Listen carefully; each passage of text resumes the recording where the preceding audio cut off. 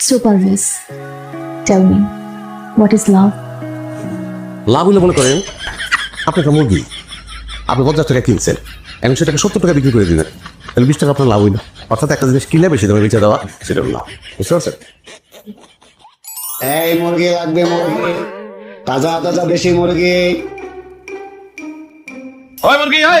ওই মুরগি এদিকে এদিকে আয়।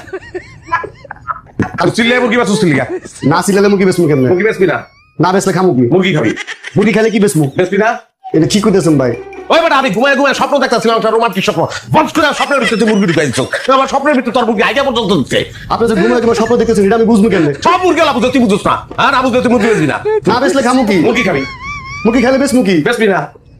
না বেসলে কি খামু মুরগি খাবি ভাই আপনি কি শুরু করতেছেন আমার লাগে আমি বুঝতেছি না কে চিল্লাচিল্লি কে রে নে